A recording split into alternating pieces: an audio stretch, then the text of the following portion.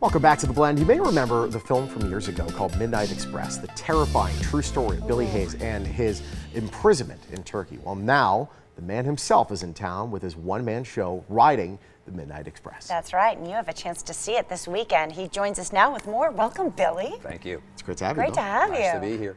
Oh, this is super exciting. There's so many folks watching right now that remember Midnight Express. I mean, it was, the thing that made it so phenomenal is it was true. Yeah. It was based off a true story. And now, so you've brought this story to the stage.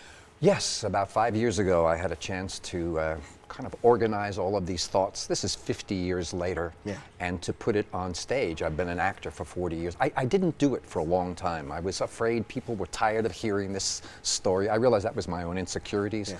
Once we did it, what we concluded was everybody can relate to the show because everyone's been down in a deep hole somewhere in their life, struggling to get out.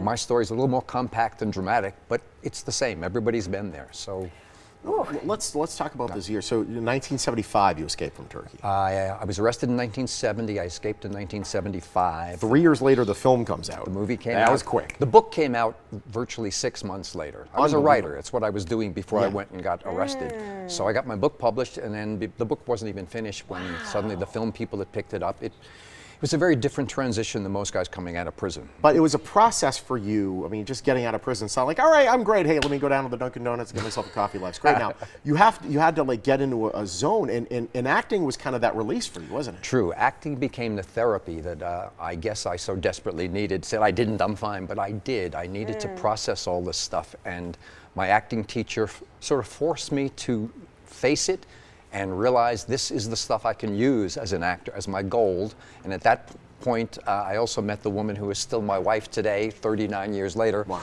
And Wonderful. Once she got in there, I was lost or found, as it were. That's Well, awesome. and it's so exciting to learn that you're now a Vegas resident. You've embraced the desert. You love the heat. I love the heat. I came here about 4 years ago. We're putting the show up this Saturday night, and hopefully to get established, I would love to be able to run the show here in Vegas for a while. That would be nice. And in fact, you picked one of the most beautiful locations to have the show this weekend at the Springs Preserve. Yeah, awesome. Everybody here knows it. Yeah, it's a fantastic space. Can we go back just a little bit? Sure. Your story is so intriguing, and I think that's why people don't get tired of it, because it's just incredible what happened to you. I understand. So when you did escape, that the escape depicted in the movie is perhaps quite different than what happened in real life. Very different. It's unlike Hollywood. In the film, they've got me killing a guard, which I didn't do, and then skipping out the door and escaping. I actually escaped off an island prison where I got transferred myself. I transferred because it was an easier place for me. I'm a swimmer and a lifeguard. Wow. I knew if I can get to that prison, it would be an easier place to escape from than the locked up jail I was in for more than 4 years. So I was able to escape off the island in a rowboat in a storm one night, and then row to the mainland, and then run through Turkey for 3 days. Dyed my hair in an Istanbul hotel room myself with this gooey paste that smelled like cat pee, and you rub it in your hair and in my mustache. Man. The hair looked blank and black, but the mustache looked so phony. I went back out and took a razor, shaved it off. Now I got Plus, the- cat pee right underneath your nose. That's not fun I for anyone. like black hair, this kind of raw space sort of outlined in black, Yeah. but that's what I used in Istanbul, and eventually made my way my to gosh. the Greek border, where I knew if I could, the Maritsa River comes down from Bulgaria, Yeah, it separates Turkey from Greece, and I knew if I got to Greece, I would be free. They'd never send me back to Turkey. So that was my 3 days of running through Turkey, and eventually I swam across the Maritsa into Greece. The Greek soldiers found me in a totally restricted military zone in the middle of the night. Wow. And they started flashing flashlights, and this guy stuck a pistol in the light. He said, "Who are you? Who are you?" I said, "I'm an American. I just escaped from Turkey."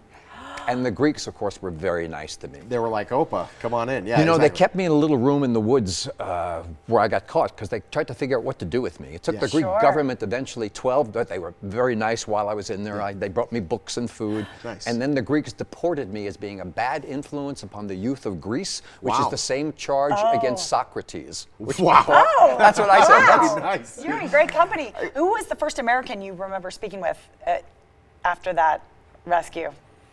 Actually, Jim Murray, the American consul in Thessalonica, came to visit me in the jail in Greece and brought me food and clothes, a pair of his own sneakers, because I had taken my sneakers off on the Turkish side of the border, thinking, long story, but he brought me sneakers and books and food, and then eventually they deported me, and I got on a plane and I landed at Kennedy Airport in New York, looking for a nice, quiet re-entry into life, and there were 100 reporters at the airport. America doesn't allow What's that. it feel like to be home? You I guys, don't know. I just got here. I didn't even see my mom yet. So this is the story we So get to see. intriguing. Yeah, that's over at Springs what Preserve. we're doing, and Riding the Midnight Express with Billy Hayes. We've run out of time. Thank you so much. Thank you, guys. Is this intriguing or what, folks? Riding the Midnight Express with Billy Hayes. The one-man show at Springs Preserve takes place Saturday at 8 p.m. For tickets, visit the website on your screen. You can also connect with Billy on Facebook. Billy Hayes, a proud sponsor of the Morning Blend.